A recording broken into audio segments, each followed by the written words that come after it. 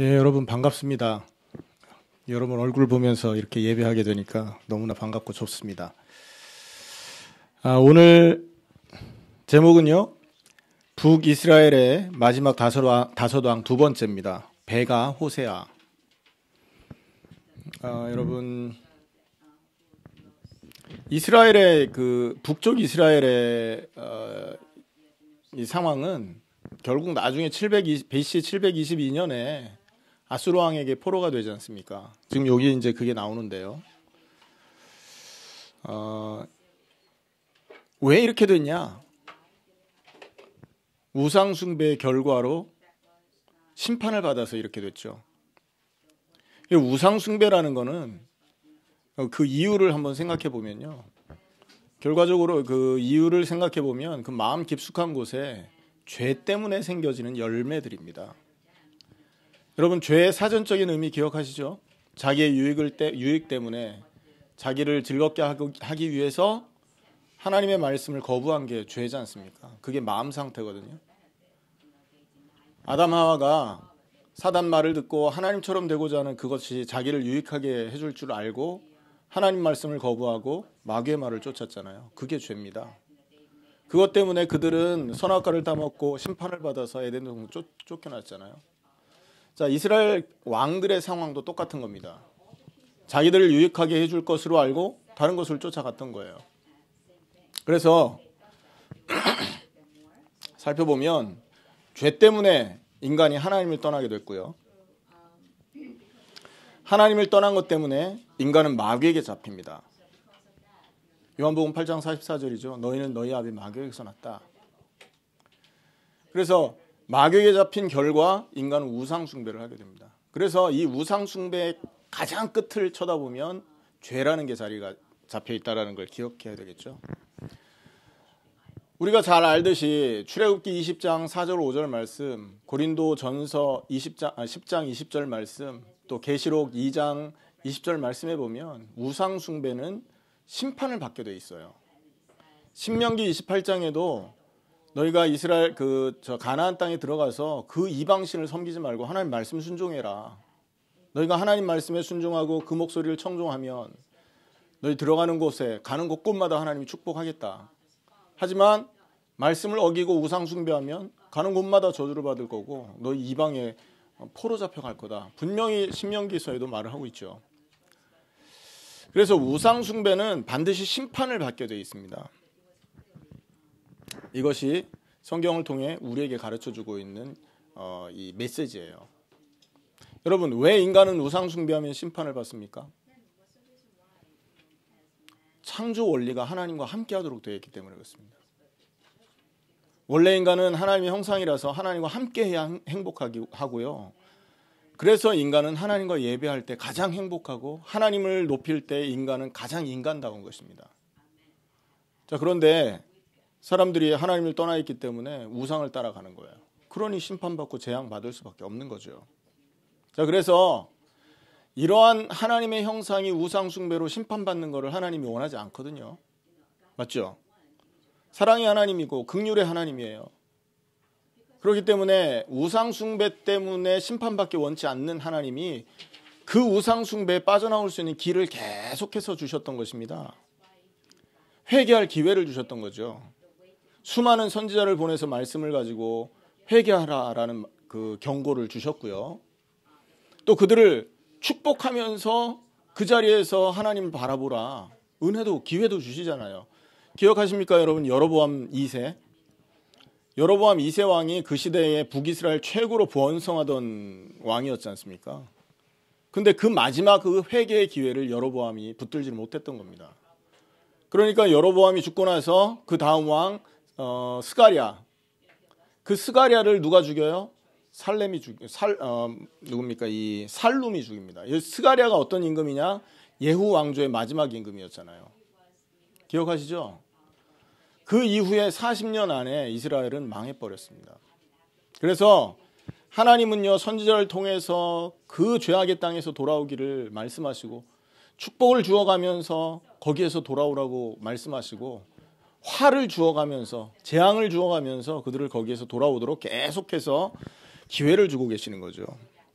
하지만 이스라엘 백성은 뭘 선택했습니까? 그런 기회, 하나님의 말씀을 통해 하나님께 돌아올 수 있고 회개할 수 있는 기회를 붙들지 못하고 그들은 자기를 유익하게 만들어줄 무언가를 찾아서 계속해서 싸움을 싸웠다는 거예요. 정치 싸움에 몰두를 한 거죠, 한마디로. 그래서 이스라엘 왕들의 가장 큰 우상 숭배는 뭐였냐 하면, 죄와 우상 숭배는 뭐였냐 하면 자기들을 유익하게 만들어줄 방법이 왕좌라고 생각했던 거예요. 왕의 자리. 그래서 끊임없이 거기에서 정치적인 그 정쟁을 멈추지 않았던 것이죠. 이게 안타까운 일입니다. 우리가 왜 하나님께 돌아가야 되냐? 첫째는 아까 말씀드렸듯이 하나님의 형상이기 때문이고요. 또 하나는 다른 우상으로는 인간을 기쁘게 할 수 없기 때문에 그렇습니다. 여러분, 다른 것으로 인간 문제 해결할 수 있다면 하나님 다른 거 주셨을 거 아니에요. 다른 거 준 적이 없습니다. 그래서 우상 숭배는 인간 문제 해결책이 아니라서 하나님께 돌아가야 돼요. 자, 그런데 성경을 보면요, 이스라엘 왕들과 이스라엘 백성들은요, 권력과 지위와 재물이 해결책인 줄 알고 그것을 쫓아 살았던 것들을 확인하게 되죠. 명백히 역사 속에 드러나 있습니다. 조금 더 설명하겠지만요, 이스라엘 역사의 교훈은 스스로 자기 자신의 문제를 해결하려고 발버둥을 치다가 실패를 하는 모습으로 드러나 있다는 겁니다. 이해되십니까? 그게 이스라엘이 갖고 있었던 문제라는 거예요. 혹시 우리에게 그런 문제, 그런 모습이 있다면 오늘 하나님의 말씀을 붙들고 회개하여 그리스도를 믿는 믿음을 통해서 하나님 만나시기를 예수 그리스도 이름으로 축원합니다. 자, 다른 것으로 인간의 문제 해결 안 됩니다. 그런데 있잖아요. 한번 생각해 보세요. 이스라엘 왕조. 오늘 우리가 지금 살펴보고 있는 그 이스라엘의 마지막 5왕. 자, 요 마지막 5왕이 진행되기 바로 직전에 왕조가 있었습니다. 그게 누구의 왕조죠? 예후 왕의 왕조였잖아요. 예후가 종교개혁을 합니다. 그리고 그 예후의 아들들 4대가 연결되죠. 그 마지막 왕이 스가랴였어요. 자, 그런데 이 스가랴를 살룸이라는 사람이 죽이고, 이 살룸은 평민이었습니다. 그죠? 평민이었던 살룸이 혁명을 일으켜서 예후 왕가를 무너뜨렸어요. 자, 그런데 이 왕가가 한 달밖에 지속이 안 됐다는 거죠. 한 달 통치한 다음에 그 뒤따라 일어났던 므나헴이라는 왕한테, 또 그 므나헴이라는 사람에게 이렇게 죽게 됩니다. 이 므나헴은 또 누구냐면 스가랴 군대 장관이었어요. 예후 왕조의 마지막 왕 스가랴의 군대 장관이었죠. 그러니까 평민이었던 살룸을 군대 장관이었던 스가랴가 죽인 거예요. 한 달 만에.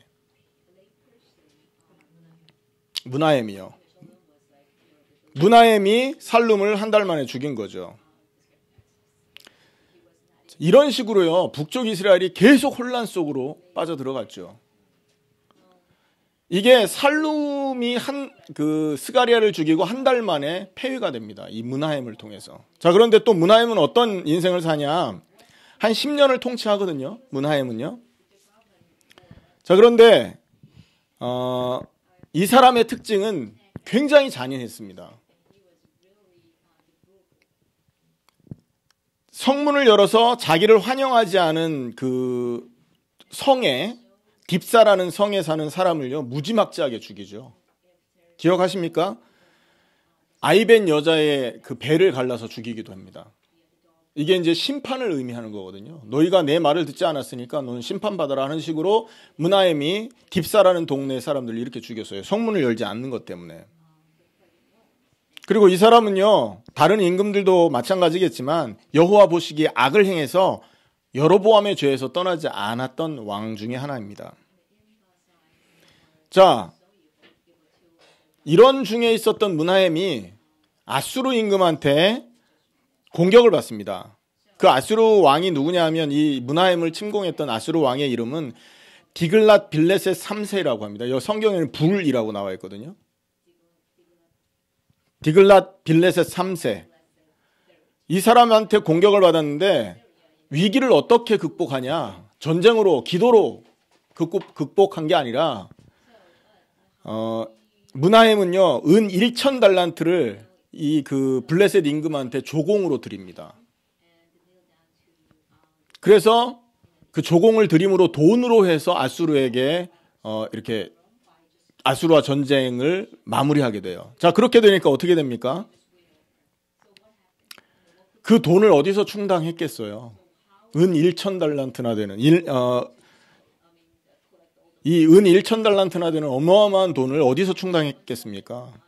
백성한테 뜯어냈을 거 아닙니까? 그래서 이 조공액을 충당하려고 모든 부자들한테 세금을 거두었고요. 한 사람당 50세겔씩이나 되는 엄청난 돈들을 이렇게 세금으로 걷어가기 시작했던 거죠. 그러니까 어떻게 됩니까? 므나헴과 이 므나헴이 이 백성들한테 미움을 사기 시작합니다. 그리고 이 므나헴이 10년 동안 이제 그 왕위를 마치고 자기 아들에게 그 왕의 자리를 물려준단 말이에요. 므나헴의 아들이 누구냐 하면 부가히야라는 사람입니다. 17대 왕이고 살룸, 므나헴, 부가히야. 우리가 지난주까지 살펴봤던 인물이죠. 이 부가히야라는 이 왕이 이 그 므나헴의 아들이었어요. 그런데 이 므나헴의 아들 부가히야 왕이 군대 장관 베가라는 사람한테 피살을 당합니다.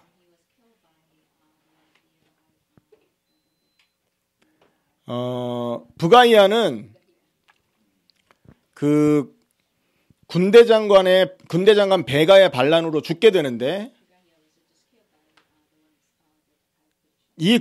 저 베가가 부가히야를 죽일 수 있었던 가장 큰 힘이 어디 있었냐? 바로 백성들이 이 그 므나헴 왕조죠. 므나헴과 부가히야를 싫어했다는 데 있었던 거예요. 그래서 아수르한테 조공 바칠 때 시달렸던 이스라엘 백성은 이 므나헴과 부가히야 반대편에 서 있었던 겁니다. 그래서 이 베가가 백성들의 민심을 이용해서 부가히야 정권을 멸망을 시켰던 것이죠. 그래서 베가가 20년 동안 통치를 했습니다만 나중에 어떻게 되느냐 하면 호세아의 반란에 의해서 죽임을 당합니다. 이 호세아는 또 어떤 사람입니까? 우리가 조금 전에 읽었지만 아수르 임금의 도움을 받아서 왕위에 올랐던 사람이에요. 그러니까 베가가 죽고 나서는 호세아 임금이 통치를 하기 시작했는데 그 호세아를 통해서 아수르가 북쪽 이스라엘을 장악하기 시작했던 거죠.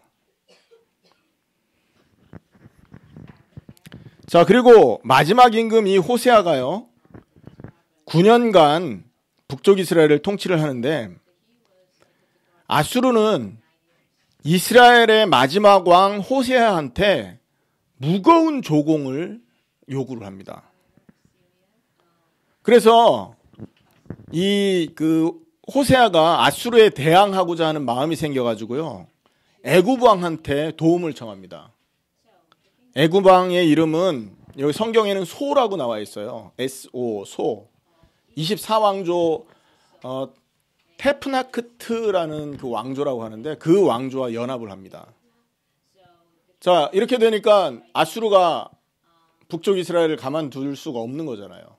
자기들에게 조공을 바치고 자기들의 명령에 순종해야 되는데 그 통치에서 벗어나서 애굽에게 도움을 청했단 말이에요. 그래서 아수르의 왕 살만에셀 5세가 이 북쪽 이스라엘을 3년간 포위를 합니다. 그리고 나서 백성들을 포로로 끌어가고 이방인들이 드디어 사마리아에 정착을 하기 시작해요. 그러니까 사마리아 성에 있는 이스라엘 백성은 아수르로 끌고 가고 포로로, 그리고 아수르에 있었던 백성들이 사마리아 성에 정착을 하면서 BC 722년에 이 북쪽 이스라엘은 멸망을 하게 됩니다. 자, 지금 마지막 5 왕조에 대한 얘기를 간략하게 설명을 했거든요. 살룸, 므나헴, 부가히야, 베가, 그 다음에 마지막 왕 호세아. 여러분 기억하십니까? 이사야서를 우리가 읽었을 때 베가 왕이 등장하는 거 아세요? 베가가 유다를 침공하잖아요. 이사야 8장에. 거기에 보면 이사야가 바로 우시야 임금 때 선지자란 말이에요. 근데 이 우시야 임금이 언제까지 사냐면 베가 왕이 이렇게 통치할 때까지 살아 있습니다. 그러니까 이사야 시대와 지금 우리가 말하고 있는 이 북쪽 이스라엘 마지막 시대가 같은 시대라는 거예요. 자, 지금 이러한 배경을 봤을 때 우리가 살펴볼 수 있는 건 뭐냐면 지금 여러분 북쪽 이스라엘의 운명이 경각에 달려 있어요. 풍전등화라고요. 그런데 이 5명의 왕들은 어디에 혈안이 되어 있습니까? 먼저 왕위를 차지하고 있는 왕을 죽이고 자기가 왕 되는데 눈에 불을 켜고 있다는 거예요. 여러분, 자기가 왕이 된다고 해서 이스라엘의 문제를 해결할 수 있는 것도 아니잖아요. 심지어 여러분 한 달 그 역할을 했던 임금들도 있잖아요. 여러분 한 달 왕을 하려고 구테타를 일으킨단 말입니다. 저도 안 할 건데 그거. 호세아 왕 마지막 임금 같은 경우는요. 왕이 되자마자 계속해서 아수르에게 포로 조공을 바치는 신세였다고요. 마음이 편했겠습니까? 그런데 그들은 그 자리에 있기를 원했던 겁니다. 왜? 그 자리에 있으면 모든 문제 해결될 것 같으니까. 그런데 그들의 바램은, 그들의 인생은 그들의 바램과 같이 되지 않았습니다. 왕이 되었지만 비참하게 최후를 맞이했고, 그리고 그들이 통치했던 그 나라는 결국은 아수르의 포로가 되고 말았다는 거예요. 왜 그렇습니까? 그들이 모르고 있던 게 있었던 거예요. 이스라엘 백성이 하나님 앞에 했어야 될 일들을 놓치고 있었던 게 있었어요. 그게 뭡니까? 하나님 말씀 수호하는 거예요. 하나님의 말씀을 순종하고 그 윤리와 법도를 따라서 하나님께 영광 돌리고 하나님 예배하는 거, 하나님이 이걸 원하셨던 거예요. 근데 그거 다 내팽개치고 육신의 목표와 육신의 필요 때문에 자기가 원하는 걸 얻기 위해서 혈안이 되어서 온 인생을 낭비하고 있었던 거죠.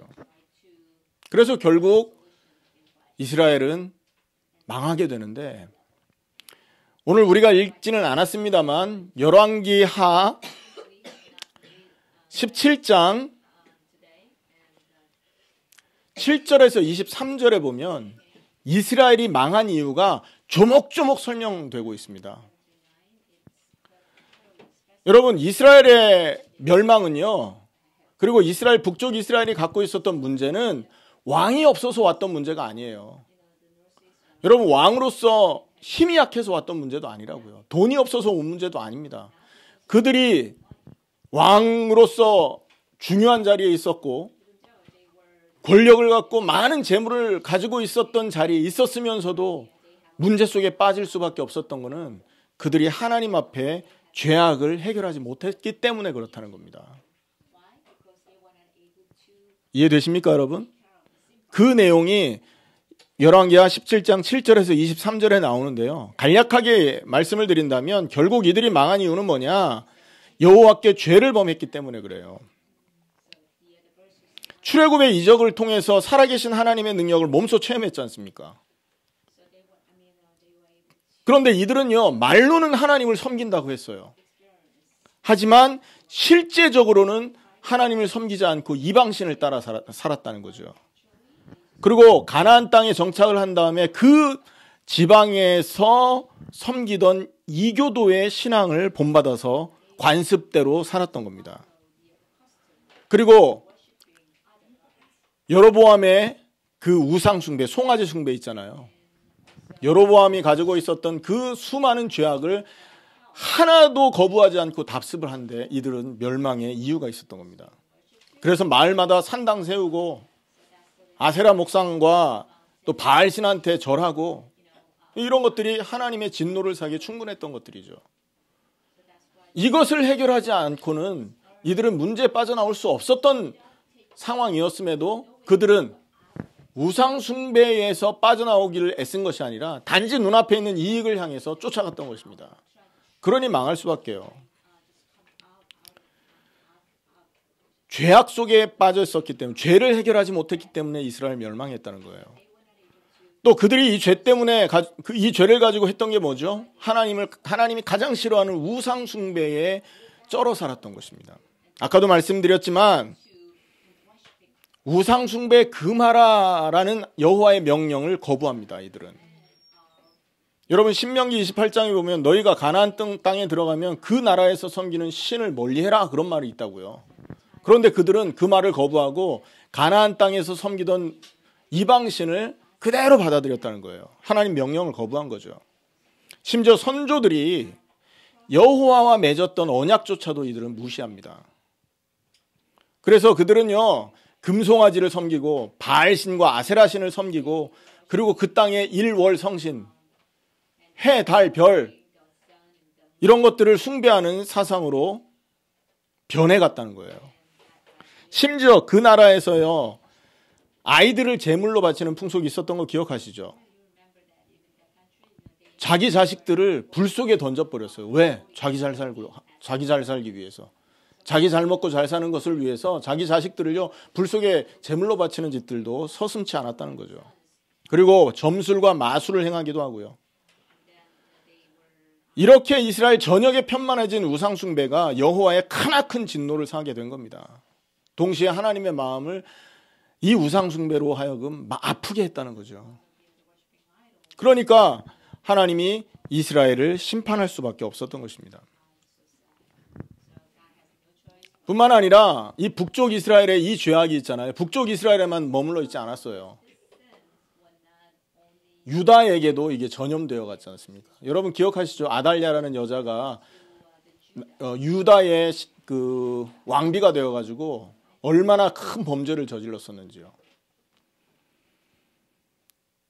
그래서 유다도 여호와께 불순종하면서 우상 숭배를 하기 시작했고요. 그래서 하나님은요 이러한 죄악을 사실은 200년간이나 회개하기를 기다렸던 것입니다. 생각해 보십시오. 솔로몬이 죄를 지었잖아요. 그것 때문에 나라가 둘로 갈라졌어요. 그 이후로 하나님 기다렸던 거 아닙니까? 솔로몬의 죄악에서 돌이키고 하나님을 다시 섬기도록. 그런데 BC 722년에 아수르에게 패망할 때까지 그들은 그 죄악에서 회개하지 않았다는 거죠. 그러니까 할 수 없이 하나님은 심판의 손을 들어서 이스라엘을 징계할 수밖에 없었던 것입니다. 그 결과 아수르에게 멸망당해서 머나먼 이방 지역으로 이들은 추방을 당하게 되었던 것이죠. 이사야서에 보면 이러한 모든 내용을 향해서 이사야가 하나님이 이사야를 통해 하신 말씀이 있는데요. 이사야 9장 13절에서 16절에 이런 말씀이 있어요. 이렇게 하는데도 그들을 치는 자에게로 돌아오지 아니하며, 그들을 치는 자가 누굽니까? 하나님이잖아요. 징계의 손을 펼쳐서 회개하고 돌아오라고 하나님이 지금 때리고 있단 말이에요. 그에게 돌아오지 않고 있고 만군의 여호와를 찾지도 않는도다. 그래서 하루에 너희 선지자, 그러니까 하루 안에 너희의 지도자 관원과 백성들을 끊어버릴 것이다. 백성의 인도자들 때문에 너희가 멸망을 받게 될 것이다. 그러니까 이사야가 하나님 말씀을 전했는데요. 야, 하나님의 징계가 이렇게 임했지 않냐. 정신 차리고 하나님께 돌아와야 될 거 아니냐. 그런데 너희들은 여호와, 만군의 여호와께로 돌아오지도 않는다. 그리고 너희들은 지금 왕을 의지하고 관원들을 의지하고 있지 않냐. 그런데 그 왕과 관원 때문에 너희들은 더 멸망의 길을 가게 될 것이다. 무슨 말이에요? 회개하고 돌아와야 되는데 너희가 그 말씀을 거부하고 있구나. 그러니까 너희가 의지하던 그것이 너희를 더 힘들게 할 것이다. 이렇게 말씀을 하는 것이죠. 그래서 하나님께서 아수르를 보낸 것입니다. 이사야 10장 5절에 7절에 보면요. 이 아수르가 뭐로 표현되어 있는지 아십니까, 여러분?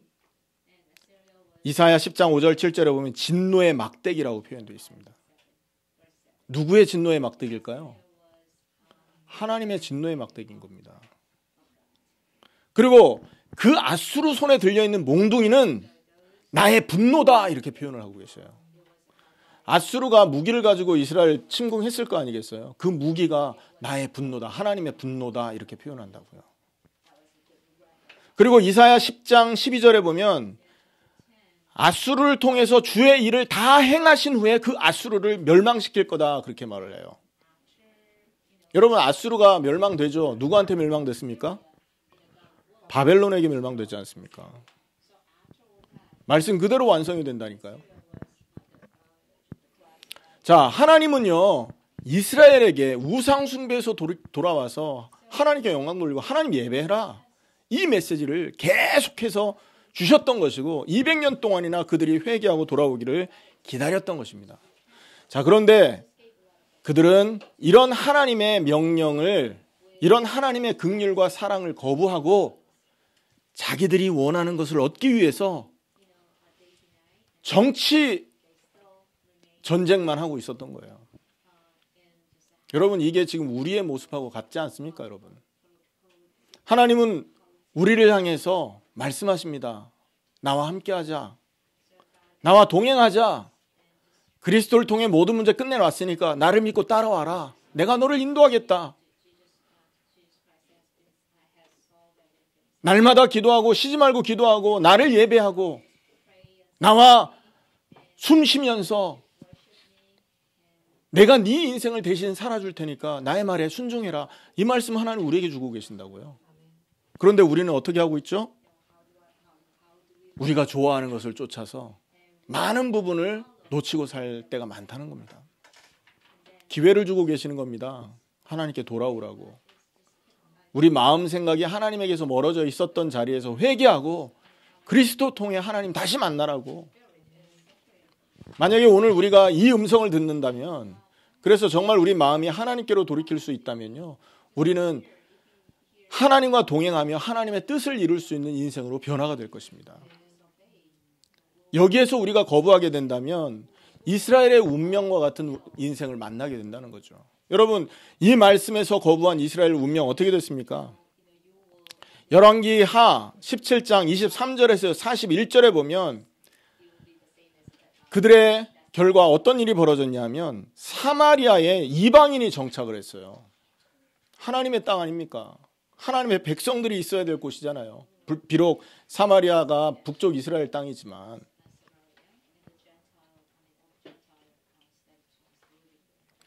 사마리아에 이렇게 오게 된 이방 민족들은요, 여호와가 아닌 자기의 민족신을 섬기기 시작합니다. 그래서 그 사마리아 땅이요, 어떻게 되느냐 하면 무질서가 난무하고 충돌이 난무한, 그리고 심지어 맹수가 출몰해서 사람이 죽는 일까지도 발생하는 완전 흑암의 땅으로 바뀌어지게 되는 것이죠. 그래서 이때 이방인들은 무슨 생각을 하냐면 자꾸 이런 일들이 벌어지니까 이방신이, 이 땅의 민족의 신, 여러분 사마리아의 민족신이 누구예요? 하나님이잖아요.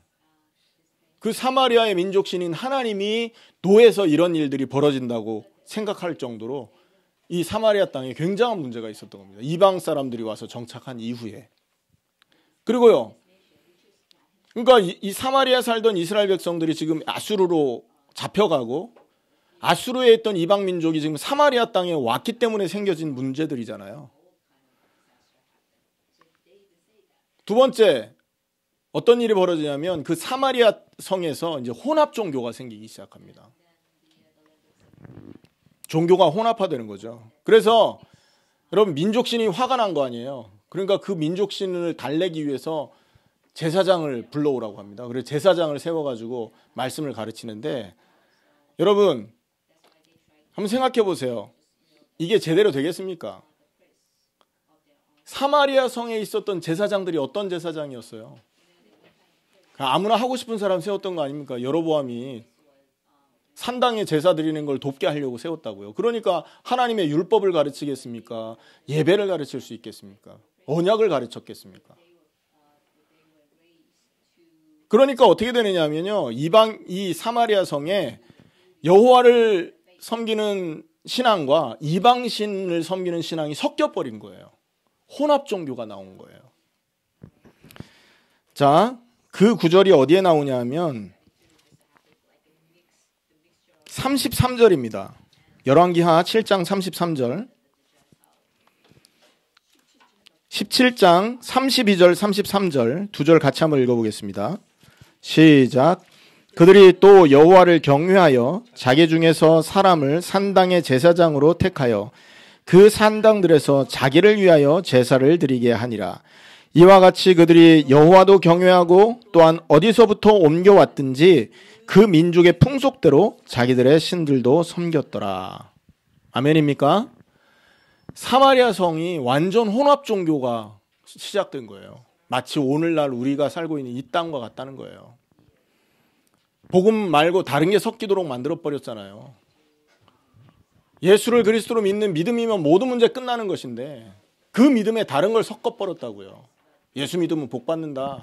예수 믿고 성공해라.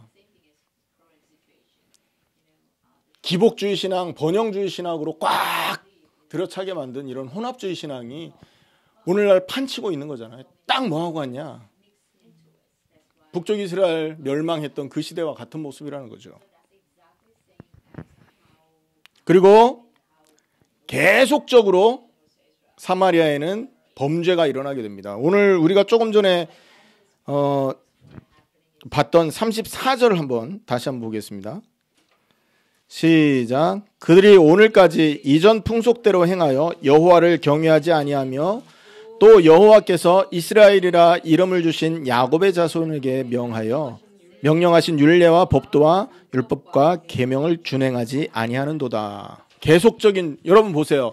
이스라엘이 지금 아수르의 포로 잡혀갔잖아요. 그럼 하나님 메시지를 깨닫고 회복하고 회개하고 돌아와야 되지 않습니까? 그런데 아직도 준행하지 않더라. 답이 없는 거죠, 이 사람들이. 이게 범죄한 이스라엘에게 생긴 결과들이라는 거예요. 우상 숭배, 하나님의 말씀을 떠나서 우상에 빠져있던 이스라엘 백성에게 일어난 일들이라는 거예요. 있어서는 안 되는 일이 그 나라에 벌어졌다는 거죠. 여러분, 기억해야 될 게 있습니다. 이 마지막 5 왕의 이 기사를 통해서 우리가 기억해야 될 게 있어요. 그게 뭐냐? 인생의 해결자, 인생 문제 해결자는 오직 그리스도 외에는 없다라는 것을 기억하셔야 돼요. 또 뭘 기억해야 되냐? 성경은 예수를 그리스도로 믿는 믿음을 통해 믿음이 우리 마음에 자리 잡기를 원하신다라는 걸 기억하셔야 돼요. 다른 게 자리 잡으면 안 되죠. 여러분, 이사야서가 바로 이 같은 시대의 기록이라고 얘기했죠. 자, 그런데 이사야 9장에 여러분 기억하십니까?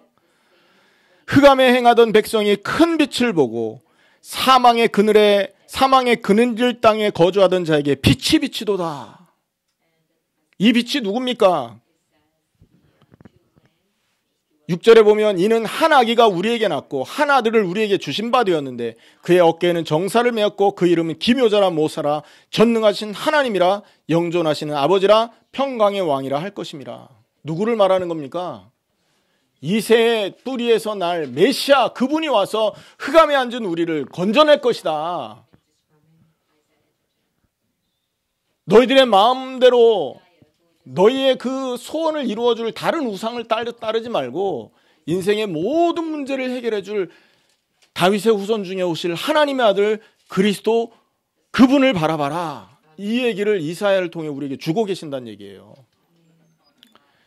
여러분, 이사야 11장 1절에서 5절에 보면 이런 말씀이 있습니다. 이새의 줄기에서 한 싹이 나며 그 뿌리에서 한 가지가 나서 결실할 것이요 그의 위에 여호와의 영 곧 지혜와 총명의 영이요 모략과 재능의 영이요 지식과 여호와를 경외하는 영이 강림하실 것이다. 5절에 보면 공의로 가난한 자를 심판하며 정직으로 세상의 겸손한 자를 판단할 것이며 그의 입에 막대기로 세상을 치며 그 입술의 기운으로 악인을 죽일 것이며. 누굽니까? 메시아 그리스도를 말하는 것입니다. 죄 때문에 너희가 이렇게 되었지? 다른 것을 쫓으면 해결책은 없는 것이야. 오직 해결책은 이새의 뿌리에서 오실 메시아, 그분만이 너희 인생의 해결자야. 이 얘기를 이사야 선지자를 통해 계속 말씀하고 계신다는 거죠. 이사야 45장 13절에 이런 말씀이 있습니다. 내가 공의로 그를 일으킨지라 그의 모든 길을 곧게 하리니 그가 나의 성읍을 건축할 것이며 사로잡힌 내 백성을 갑이나 가품이 없이 놓으리라. 만군의 여호와의 말이니라 하셨느니라. 42장 1절에서 4절에는 내가 붙드는 나의 종, 내 마음에 기뻐하는 자, 곧 내가 택한 사람을 보라. 내가 나의 영을 그에게 주었은즉 그가 이방에 정의를 베풀리라. 그는 외치지 아니하며 목소리를 높이지 아니하며 그 소리를 거리에 들리게 하지 아니하며 상한 갈대를 꺾지 아니하며 꺼져가는 등불을 끄지 아니하며 진실로 정의를 시행할 것이며 그는 쇠하지 아니하며 낙담하지 아니하며 세상에 정의를 세우기에 이르니니 섬들이 그 교훈을 앙망하리라. 누굽니까? 그리스도 말하는 겁니다. 메시아 말하는 거죠. 예레미야 31장 31절에서 34절 말씀에 보라 날이 이르리니 내가 이스라엘 집과 유다 집에 새 언약을 맺으리라. 이 언약은 내가 그들의 조상들의 손을 잡고 애굽 땅에서 인도하여 내던 날에 맺은 것과 같지 아니할 것은 내가 그들의 남편이 되었어도 그들이 내 언약을 깨뜨렸음이라. 여호와의 말씀이라. 그러나 그날 이후에 내가 이스라엘 집과 맺을 언약은 이러하니 곧 내가 나의 법을 그들의 속에 두며 그들의 마음에 기록하여 나는 그들의 하나님이 되고 그들은 내 백성이 될 것이라. 아멘입니까? 새 언약의 주인공이 올 것이다 라는 겁니다. 그분을 통해서만 모든 문제 끝날 것이다. 더 이상 세상 유익을 위해서 우상 쫓아가지 말아라. 더 이상 세상의 성공을 위해서 세상 풍속에 순종하고 살지 말고 하나님 말씀의 실체이신 그리스도를 따라 살아라 이 말입니다. 결론입니다. 그렇다면 이 시대에 여러분 지금 북이스라엘과 같은 이런 흑암의 시대, 혼합 종교의 시대, 타락의 시대를 우리가 살고 있는데 우리는 무엇을 잡고 살아야 되겠습니까? 여러분 그들이 우상 숭배하다가 망한 것처럼 우리가 내가 좋아하는 것을 나를 유익하게 해줄 무언가를 하나님 외에 무언가를 쫓아가야 되겠습니까? 이스라엘 왕들이 그랬던 것처럼 자기를 유익하게 해줄 것이 왕의 자리인 줄 알고 재물인 줄 알고 명예인 줄 알고 쫓아 살다가 이방의 포로가 되어서 멸망하는 인생 살면 안 되잖아요. 뭘 잡아야 되겠습니까? 하나님이 우리에게 주신 완전한 해결자 그리스도를 잡아야 됩니다. 그 그리스도가 언약대로 오셨는데 그분이 바로 예수십니다. 예수님이 십자가에 죽고 부활하셨기 때문에 그 증거를 통해서 우리는 그분이 그리스도라는 걸 믿고 있는 것입니다. 그분의 십자가는 그분의 죄악으로 인해서 피 흘린 자리가 아니잖아요. 고린도후서 5장 21절에 보면 죄를 알지도 못한 이를 하나님이 죄로 삼으신 것은 우리로 하여금 하나님 앞에 의가 되게 하려 합니다 라고 말씀했다니까요. 그러면 그 십자가는 예수님이 달린 자리지만 더 나아가서는 나의 죄가 달린 자리요, 죄를 따라가고 우상 숭배를 따라가던 나의 옛사람이 달렸던 자리라는 것이죠. 이 사실을 몰라서 그동안에 죄악을 쫓아갔든지 이 사실을 내가 믿지 않아서 내가 옛사람의 모습으로 살았든지 상관없습니다. 오늘 이 자리에서 우리 마음으로 회개하여 그 언약의 십자가를 다시 잡는 것입니다. 가장 먼저 되어야 될 게 뭐겠습니까? 내가 죄인이구나 라는 걸 깨달아야 되겠죠. 하나님의 말씀과 언약을 쫓아 살지 않고 내가 원하는 것을 따라 살던 죄인이구나. 그 자리를 인정해야 됩니다. 그게 저와 여러분의 실체라는 거죠. 그 자리에서 우리 자신을 바라봤다면 어디로 돌이켜야 되겠습니까? 이제 하나님의 언약으로 돌아가야 됩니다. 그 언약이 뭡니까? 그리스도의 십자가와 부활이라니까요. 그 십자가의 언약과 부활의 언약을 잡는 순간 우리는 어떻게 됩니까? 모든 문제에 해방되기 시작하는 거예요. 그 믿음이 우리 마음에 들어있어야 우리의 인생을 통해 역사가 나타난다는 거죠. 무슨 역사가 나타나겠습니까? 죄인이지만 의인으로서 하나님께 설 수 있는 역사가 나타납니다. 육신을 갖고 있는 연약한 존재지만 그리스도 예수가 우리 인생, 나 대신 내 인생을 대신 살아주시는 그런 역사가 벌어진다는 것이죠. 나는 힘없고 부족하지만 모든 문제가 끝났다는 사실을 믿기 때문에 이제부터 주님의 인생을 내가 살 수 있게 되는 역사가 벌어진다는 것입니다. 갈라디아 2장 20절 말씀이죠. 맞습니까? 믿을 때 이 역사가 벌어지는 거예요. 그렇게 되면 수고를 하게 됩니다. 왜? 나를 사랑하셔서 십자가에 죽고 부활하신 그 그리스도를 위해 수고할 수 있는 거죠. 왜? 사랑의 수고라는 말이 있지 않습니까? 사랑하니까 수고하는 거죠. 하나님을 사랑하니까 그 사랑 때문에 하나님 앞에 엎드려 경배하고, 그 하나님을 사랑하는 마음 때문에 하나님 앞에 기도하고, 그 사랑을 깨달아야 되니까 성경 읽고, 그 사랑을 깨달아야 되니까 하나님을 섬기는 인생이 시작된다는 거예요. 맞습니까? 그리고 세상을 사랑하게 됩니다. 이웃을 사랑하게 됩니다. 여러분, 사랑의 최고, 이웃 사랑의 최고봉이 뭐죠? 영혼 구원입니다. 전도가 일어나기 시작하는 겁니다. 믿음의 역사, 사랑의 수고, 하나님을 사랑하고 이웃을 사랑할 때, 우리 마음에 그 사랑이 담길 때 나타나는 일이라는 거죠. 그리고 마지막에 소망의 인내. 여러분 어렵죠? 하루하루 힘들 수 있습니다만 여러분 소망을 갖고 계신다면, 마라나타의 소망, 세계복음화의 소망을 갖고 계신다면 여러분 인내하게 될 것입니다. 우리의 고난은 영원한 고난이 아니잖아요. 잠시 고난입니다. 장차 올 영광과 좋게 비교할 수 없도다 말씀하셨어요.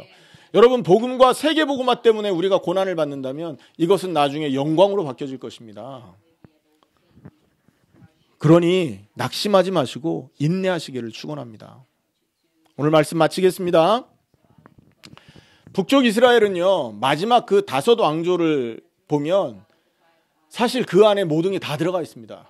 이스라엘이 망할 수밖에 없었던 이유가 거기에 그대로 설명이 되어 있어요.